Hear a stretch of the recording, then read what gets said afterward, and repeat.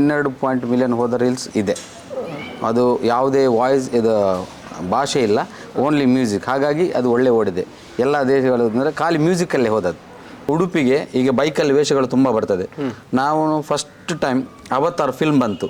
Film ಬಂದು ನೋಡಿದ ಕೂಡಲೇ ನನಗೊಂದು ಆಸೆ ಹುಟ್ಟಿತ್ತು, ಇದು ಅವತಾರದೊಂದು ಪಕ್ಷಿಯನ್ನು ಮಾಡುವಂತ.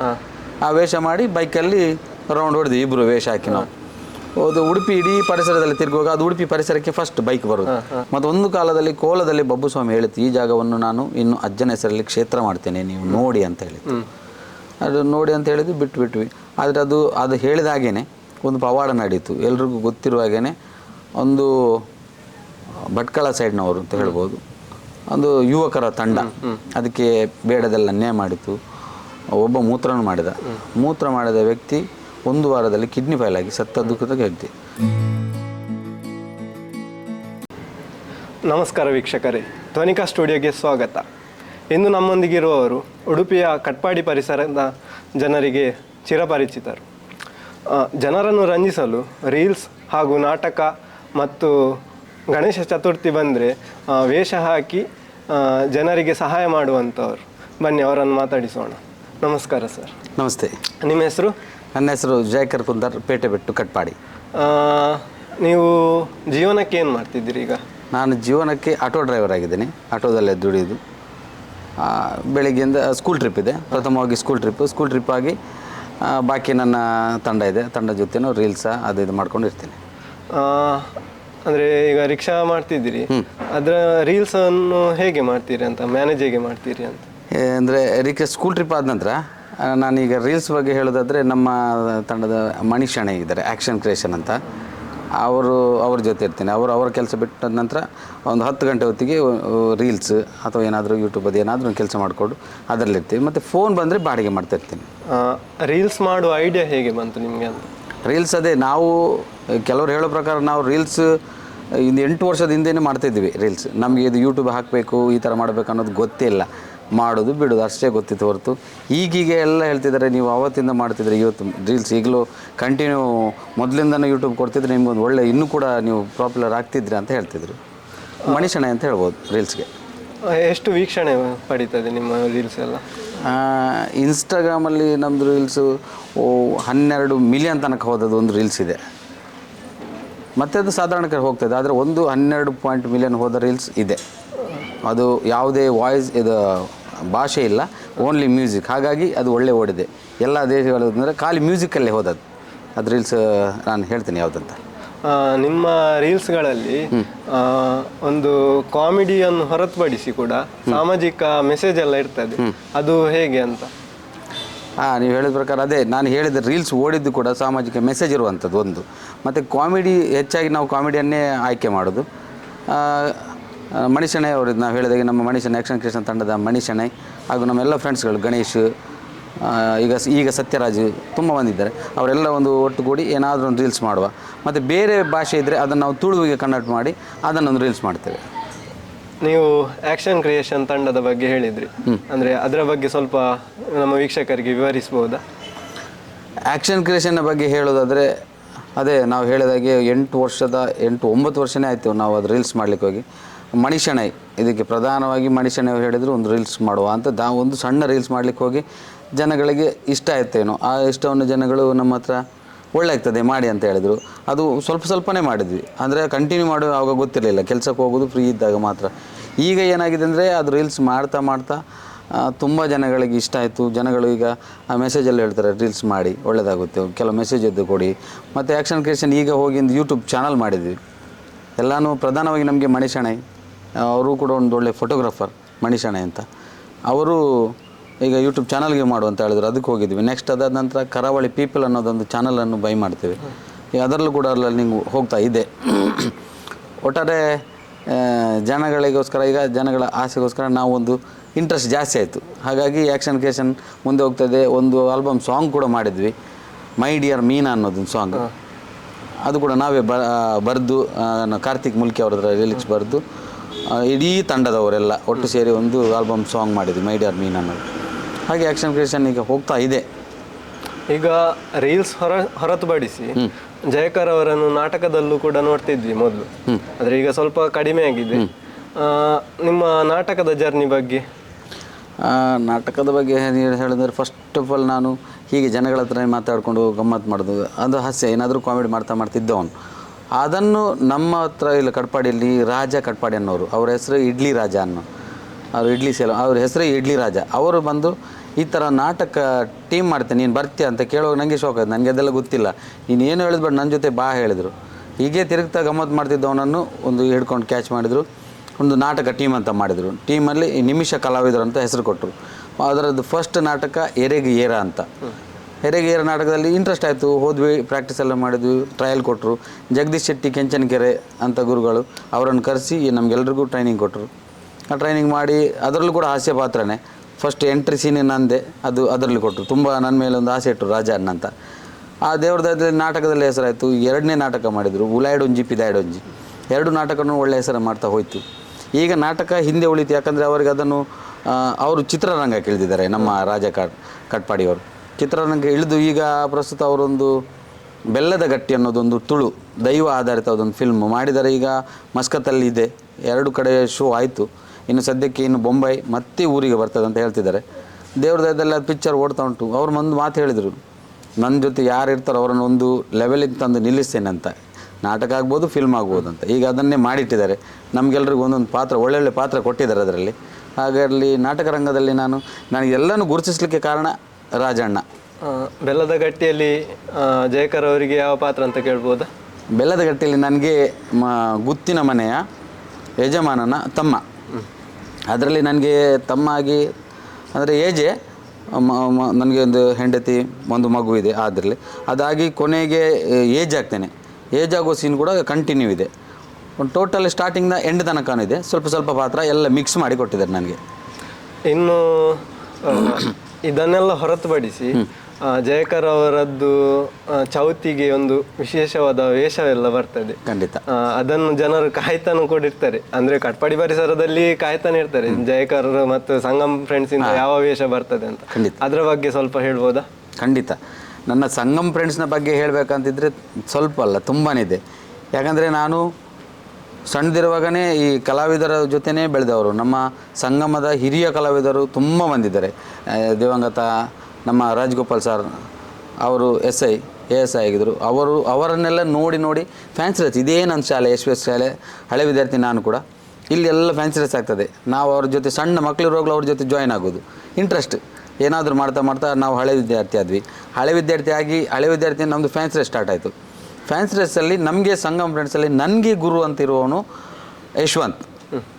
ಯಶ್ನಾಗ್ ಅಂತ ಹೇಳ್ತೇವೆ. ಯಶವಂತ್ ಅವರು ಏನಂದರೆ, ಈಗ ಏನಾದರೂ ಒಂದು ವಸ್ತು ಮಾಡಬೇಕಂತಿದ್ರೆ, ಐಟಮ್ ಮಾಡಬೇಕಂತಿದ್ರೆ ಅಂಗಡಿಯಲ್ಲಿ ಹೋಗಿ ತರೋದಲ್ಲ, ಇಲ್ಲಿ ಏನು ಸಿಗ್ತದೆ ಅದನ್ನೇ ಹೆಕ್ಕುವುದು, ಅದರಲ್ಲೇ ಮಾಡಿಕೊಡುವಂಥದ್ದು. ಯಾಕಂದರೆ ಆ ಟೈಮಲ್ಲಿ ಹಣವೂ ಇಲ್ಲ.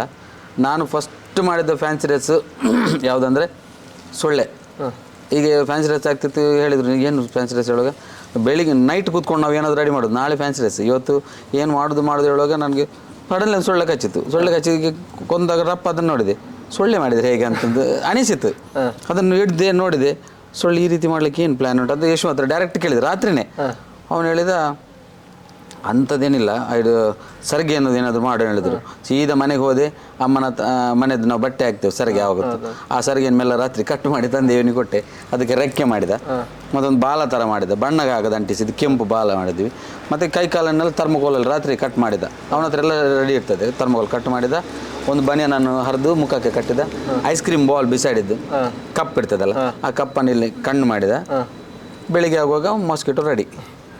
ಅದು ಎಲ್ಲಿ ತನಕ ಹೆಸರಾಯ್ತಂದರೆ, ಮಂಗಳೂರಿನಲ್ಲಿ ಒಂದು ಇವರು ಆರ್ಟ್ಸ್ನವರು ಅದನ್ನು 5 ಡ್ರೆಸ್ ಮಾಡಿದ್ದಾರೆ ಫ್ಯಾನ್ಸಿ ಡ್ರೆಸ್ಗೋಸ್ಕರನೇ, ಸೊಳ್ಳೆದೆ. ಅದೆಲ್ಲ ಆವತ್ತಿಂದ ಎಲ್ಲರೂ ನನ್ನನ್ನು ಉಮಿಲ್ ಜೇಕೆ ಅಂತ ಕರೀಲಿಕ್ಕೆ ಹೋದರು. ಹಾಗೆ ಒಂದೊಂದು ಮಾಡ್ತಾ ತುಂಬ ಫ್ಯಾನ್ಸಿ ಡ್ರೆಸ್ ಮಾಡಿದ್ವಿ. ಈಗ ಹೇಳಿದಾಗೆ ಯಶ್ವನವರಿಗೆ ತುಂಬ ನಮ್ಮದೇ ತುಕಾರಾಮೇಶ್ವರು ಇದ್ದಾರೆ, ಭುವನೇಶ್ವರ್ ಇದ್ದಾರೆ, ಅವರೆಲ್ಲ ಗುರುಗಳು ನಮ್ಮದು. ಅವ್ರಿಗೆ ಅವ್ರ ಗುರುಗಳು, ನನಗೆ ಗುರು. ಆ ರೀತಿ ಸಂಗಮ್ ಫ್ರೆಂಡ್ಸ್ ತುಂಬ ಇದೆ ಸರ್. ಹೇಳಬೇಕಂದ್ರೆ ವೇಷ ಹಾಕ್ಲಿಕ್ಕೆ ಸ್ಟಾರ್ಟ್ ಮಾಡಿದ್ವಿ. ಅದೇ ನೀವು ಹೇಳಬೇಕಂದ್ರೆ, ಈಗ ಪ್ರಥಮವಾಗಿ ಉಡುಪಿಗೆ ಈಗ ಬೈಕಲ್ಲಿ ವೇಷಗಳು ತುಂಬ ಬರ್ತದೆ. ನಾವು ಫಸ್ಟ್ ಟೈಮ್ ಅವತಾರ್ ಫಿಲ್ಮ್ ಬಂತು. ಫಿಲ್ಮ್ ಬಂದು ನೋಡಿದ ಕೂಡಲೇ ನನಗೊಂದು ಆಸೆ ಹುಟ್ಟಿತ್ತು, ಇದು ಅವತಾರದೊಂದು ಪಕ್ಷಿಯನ್ನು ಮಾಡುವ ಅಂತ ಅವ್ರ ಹತ್ರ ಕೇಳಿದೆ, ಈ ಥರದ್ದು ಫೋಟೋ ತೋರಿಸಿದೆ, ಮಾಡ್ಬೋದು ಒಂದು ಗಾಡಿ ತಗೊಂಡು ಬೇಡದು. ನಮ್ಮ ಮನೆ ಹತ್ರ ಒಬ್ಬರು ಗಾಡಿ ಇತ್ತು, ಹಳಾತ್ ಗಾಡಿ, ಗ್ಯಾರೇಜಲ್ಲಿ ಇತ್ತು, ಕೈನಟಿಕ್ ಹೋಂಡ. ಆ ಗಾಡಿಗೆ ಅವರು ತಂದ್ವಿ. ಅವರು ಅದನ್ನೆಲ್ಲ ಸೇಮ್ ಸರ್ಗೆಯಲ್ಲೆಲ್ಲ ಮಾಡಿ ಒಂದು ಹಕ್ಕಿಯ ರೂಪ ಕೊಟ್ಟರು ಅವತಾರದ್ದು. ನನ್ನನ್ನು ಒಂದು ಏನೋ ಅವ್ರಿಗೆ ತೋರಿದ ರೂಪದಲ್ಲಿ ವೇಷ ಮಾಡಿದರು. ಅವತಾರ ಅಲ್ಲ, ಬೇರೆನೇ ವೇಷ. ಆ ವೇಷ ಮಾಡಿ ಬೈಕಲ್ಲಿ ರೌಂಡ್ ಹೊಡೆದ್ವಿ ಇಬ್ಬರು ವೇಷ ಹಾಕಿ. ನಾವು ಅದು ಉಡುಪಿ ಇಡೀ ಪರಿಸರದಲ್ಲಿ ತಿರುಗುವಾಗ ಅದು ಉಡುಪಿ ಪರಿಸರಕ್ಕೆ ಫಸ್ಟ್ ಬೈಕ್ ಬರೋದು. ಎಲ್ಲರೂ ವಿಶೇಷ ನೋಡಿದ್ರು ಕರೆದು ಹಣ ಕೊಟ್ಟರು. ನಂಗೆ ಖುಷಿ ಆಯಿತು. ಅದೆಂತ ಒಳ್ಳಿಗೆ ಸಂಜೆ ತನಕ ಕಲೆಕ್ಷನ್ ಅಂದರೆ ನಾನು ಎಣಿಸೋದು ಆ ಕಾಲದಲ್ಲಿ 15,000 ರೂಪಾಯಿ ಕಲೆಕ್ಷನ್ ಆಯಿತು. ನನ್ನ ಹತ್ರ ಜೊತೆ ಇದ್ದವನಿಗೆ ಸ್ವಲ್ಪ ಹಣ ಕೊಟ್ಟೆ, ಮತ್ತು ಖರ್ಚಿಗೆಲ್ಲ ಅದು ಇದು ಎಲ್ಲವನ್ನು ಖರ್ಚು ತೆಗೆದು ಇಡೀ ಉಡುಪಿ ಖಾಲಿ ಸುತ್ತೇ ಬಂದದ್ದು, ಯಾರ ಹತ್ರನೂ ಕಲೆಕ್ಷನ್ ಮಾಡಲಿಲ್ಲ, ಸುತ್ತು ಬಂದದ್ದೇ. ಅದು ಎಲ್ಲಿ ತನಕ ಹೆಸರಾಯ್ತು ಅಂದರೆ ತುಂಬ ವರ್ಷ. ನೆಕ್ಸ್ಟ್ ವರ್ಷ ಏನು ಮಾಡ್ತೀರಿ ಅಂತ ಕ್ವಶನ್ ಬಂತು. ಅದು ಮತ್ತೆ ಯಶ್ನವ್ರ ಹತ್ರ ಹೇಳಿದ ಕೂಡಲೇ ನೆಕ್ಸ್ಟ್ ವರ್ಷ ಸಂಗಮನ ಎಲ್ಲ ಸದಸ್ಯರು ಒಟ್ಟಾದ್ವಿ, ಇನ್ನೊಂದು ರೂಪ ಮಾಡಿದ್ವಿ, ಅದರದ್ದು ಕೋಣ ಥರದ್ದು ಮಾಡಿದ್ವಿ, ಡ್ರ್ಯಾಗನ್ ಥರದ್ದು ತುಂಬ ಮಾಡಿದ್ವಿ. ಒಟ್ಟಾರೆ ಪ್ರಧಾನವಾಗಿ ಬೈಕ್ ಬರಲಿಕ್ಕೆ ಸಂಗಮನಿಸೇ ಕಾರಣ ಅಂತ ಹೇಳ್ಬೋದು. ಇನ್ನು ಇನ್ನೊಂದು ವೇಷ ಯಾವುದಂದ್ರೆ ಯಮಧರ್ಮ ಚಿತ್ರಗುಪ್ತ ಅದು ಒಂದು ದೊಡ್ಡ ಮಟ್ಟಿನ ಹೆಸರು ಕೊಡ್ತು ನಿಮ್ಗೆ. ಖಂಡಿತ ಅದು ಅಂದ್ರೆ ನ್ಯಾಷನಲ್ ನ್ಯೂಸ್ ಅಲ್ಲಿ ಕೂಡ ಬಂದಿದೆ ಸತ್ಯ. ಅದು ಐಡಿಯಾ ಹೇಗೆ ಬಂತು ಅಂತ? ಈಗ ಯಮಧರ್ಮ ಚಿತ್ರಗುಪ್ತ ಅನ್ನೋದು ಇನ್ನೊಂದು ನಮ್ಮದು ಕಲಾವಿದರಿದ್ದಾರೆ, ಸ್ಮಾರ್ಟ್ ಆರ್ಟ್ಸ್ ಕುರ್ಕಾಲ್ ಅಂತ, ನೀವು ಕೇಳಿರ್ಬೋದು. ಕುರ್ಕಾಲ್ನವರು ಅಜಯ್ ಅಂತ, ಅವರು ಕೂಡ ಕಲಾವಿದ್ದಾರೆ. ನಮ್ಮ ಇಲ್ಲಿ ನಾವು ಹೇಗೋ ಅಲ್ಲಿ ಅವರು ಕೂಡ ಕಲಾವಿದ್ದಾರೆ. ಅವರು ಒಂದು ದಿವಸ ಕಾನ್ಸೆಪ್ಟ್ ನಾವು ಮಾಡ್ತಿದ್ದೇವೆ, ಅಷ್ಟಮಿಗೆ ವೇಷ ಹಾಕಬೇಕು. ನಿನ್ನ ಸಂಗಮ ಚೌತಿಗೆ ಅಷ್ಟಮಿ ಆಗ್ತಿದ್ವಿ, ಮತ್ತು ನೇಟ್ರಲ್ ಅದು ಅವ್ರು ಹೇಳಿದರು ಅಷ್ಟಮಿಗೆ ಒಂದು ವೇಷ ಆಗ್ತಿದ್ದೆ ಜಯಕರ್, ಒಂದು ಕಾನ್ಸೆಪ್ಟ್ ಇಟ್ಕೊಂಡು ನೀವು ಚಿತ್ರಗುಪ್ತ ಹಾಸ್ಯ ಮಾಡ್ತಿರಲ್ಲ, ಚಿತ್ರಗುಪ್ತ ಮಾಡಿ ಅಂತೇಳಿ. ಚಿತ್ರಗುಪ್ತ ಆಗಿ ಯಮಧರ್ಮನ ಯಾರು ಅಂತ ಕೇಳುವಾಗ ನಮ್ಮ ತಂಡದಲ್ಲಿ ಒಬ್ಬ ಸಂಗಮ್ ಬಣ್ಸ್ನ ಕಲಾವಿದನೇ ರಂಜಿತ್ ಅನ್ನೋನು, ಸ್ವಲ್ಪ ತೋರ ದಡುತಿಗಾದ ಜೀವದವನು, ರಂಜಿತ್ ಕೋಟ್ಯ ನಾನು. ಅವ್ರ ಹತ್ರ ಕೇಳಿದ ಕೂಡಲೇ ಆಯಿತು ಹಾಕು ಅಂತ ಹೇಳಿದ್ರು. ಖಾಲಿ ವೇಷ ಹಾಕಿದ್ದು ಮಾತ್ರ ಕಾನ್ಸೆಪ್ಟ್ ಅವ್ರು ಇಟ್ಕೊಂಡಿದ್ರು. ಪ್ಲ್ಯಾನ್ ಮಾಡಿ ಹೋದರು. ಈ ಥರ ಎಲ್ಲ ರೋಡ್ ಕಾನ್ಸೆಪ್ಟಲ್ಲೆಲ್ಲ ಈ ಥರ ಪ್ಲ್ಯಾನ್ ಮಾಡಿದ್ರು. ಅಲ್ಲಿ ಹೋಗಿ ಏನು ಬಾಯಿ ಬಂದದೆಲ್ಲ ಬಗಳಿದ್ದು ನಾನು ಕಾಮಿಡಿ. ಅದು ರಂಜಿತ್ನವರದ್ದು ಹಾಸ್ಯ ಬಂತು. ಮತ್ತು ಅವರು ಅಜಯ್ ಅವರು ಪ್ರೇತವನ್ನು ತಂದಿದ್ದರು.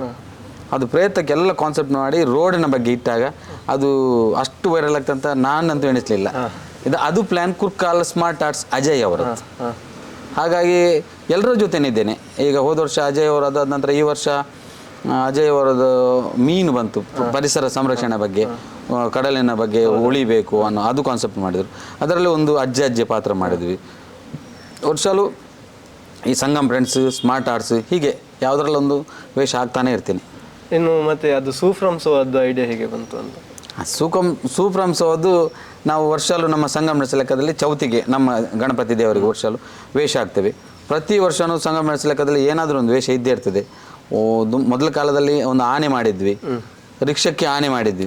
ಒಂದು ಸಣ್ಣ ರಿಕ್ಷಕ್ಕೆ ಫುಲ್ ಆನೆ, ರಿಕ್ಷಾ ಬಿಡ್ಕೊಂಡು ಹೋಗೋದು, ದೂರದಲ್ಲಿ ಬರುವಾಗ ಆನೆ ಬಂದಾಗೆ, ಮತ್ತೊಂದು ದೊಡ್ಡ ಹೆಗ್ಗಣ, ಇದೆಲ್ಲ ಸಂಗಮ ಫ್ರೆಂಡ್ಸಲ್ಲಿ ಮಾಡ್ತಾ ಬಂದೆ. ಈ ವರ್ಷಕ್ಕೆ ನಾವು ಹೀಗೆ ಮಾತಾಡ್ತಿರುವಾಗ ಸೂಫ್ರಮ್ ಸೋ ಇಷ್ಟು ಫಿಲ್ಮ್ ಹಿಟ್ ಆಯ್ತಲ್ಲ, ಅದಕ್ಕೆ ನಾವು ಕಾನ್ಸೆಪ್ಟ್ ಮಾಡಿದ ಖಾಲಿ ಒಂದು ಬಾಬಾ ಅವರು ಸ್ವಾಮೀಜಿ ಪಾತ್ರ, ಮತ್ತೊಂದು ನಾನು ಲೇಡಿ ಪಾತ್ರ ನಾನು ಮಾಡೋದಂತಿತ್ತು. ಇಬ್ಬರೇ ಸಾಕು ಅಂತ.